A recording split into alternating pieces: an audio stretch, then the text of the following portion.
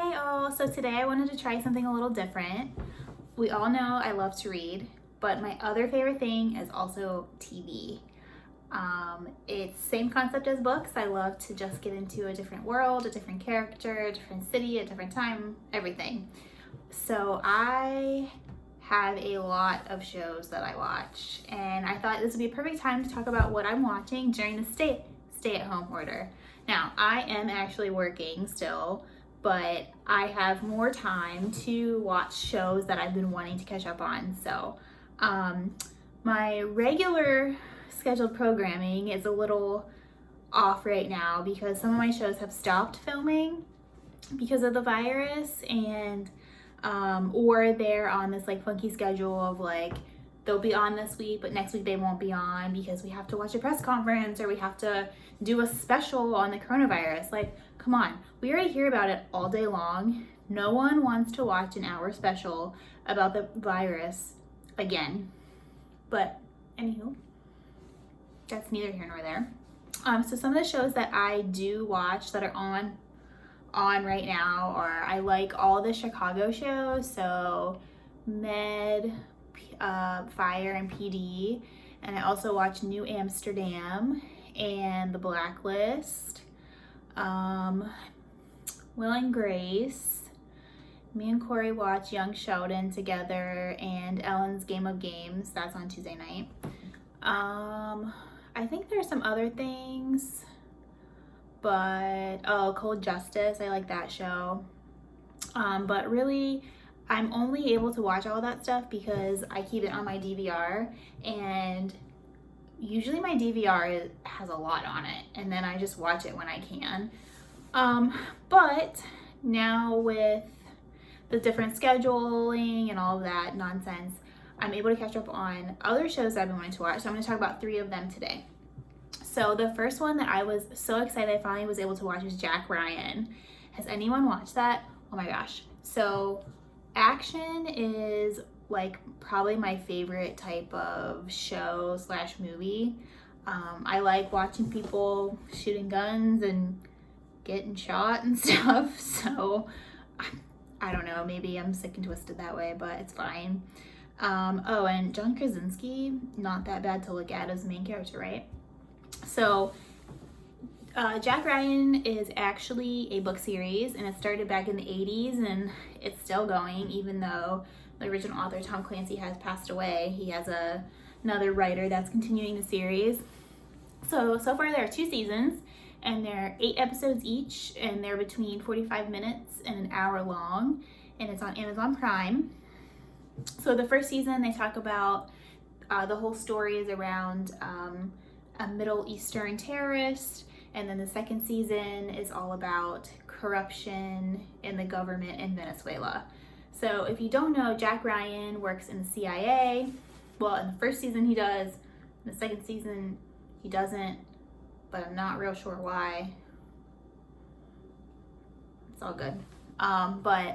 So it's like spy stuff with like a bunch of action, and he's an analyst, so he follows the money, like trying to figure out what's happening and stuff. So yeah, I really enjoyed that show. I watched that very quickly.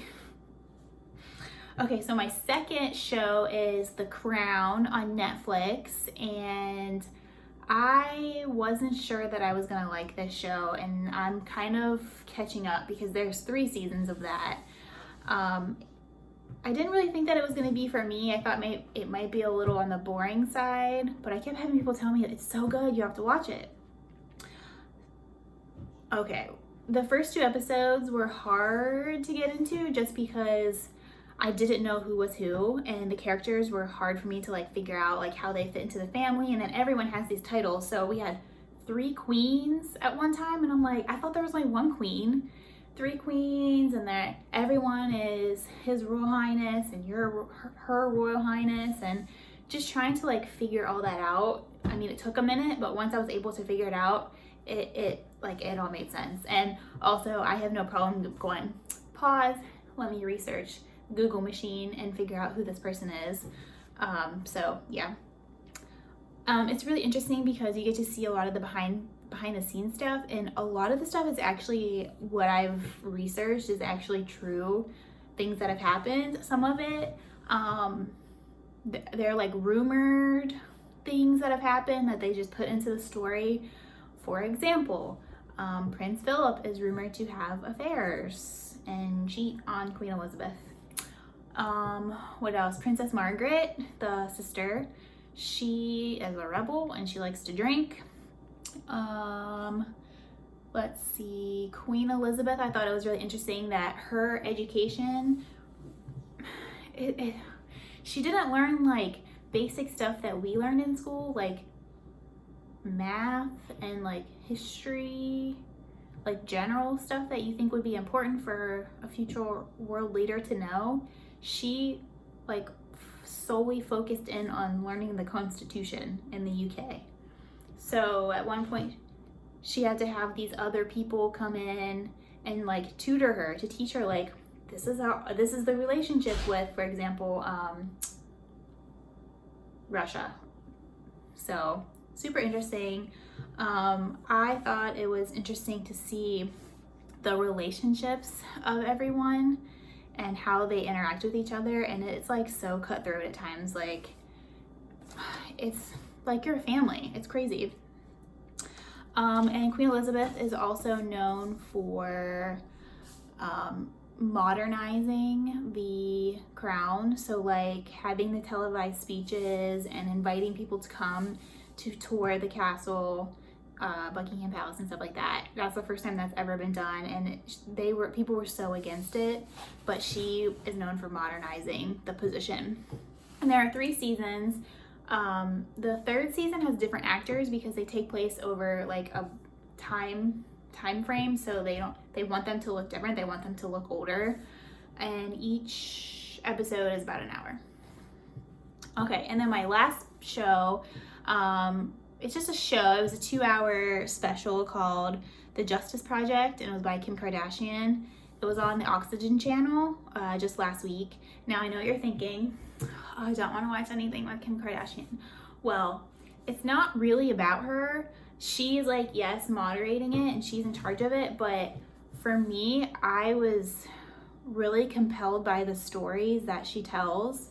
She meets with, I think there's five inmates, and they tell their story of like how they ended up in prison, and basically the point is to show that the criminal justice system, there needs to be some sort of reform happening. A lot of the punishment doesn't fit the crime.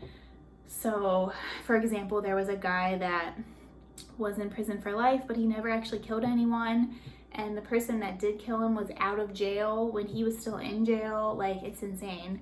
And the one that really stuck out to me was there's this girl from here. She lives in Canton, but it happened in Akron. She was 15 and she was being trafficked, and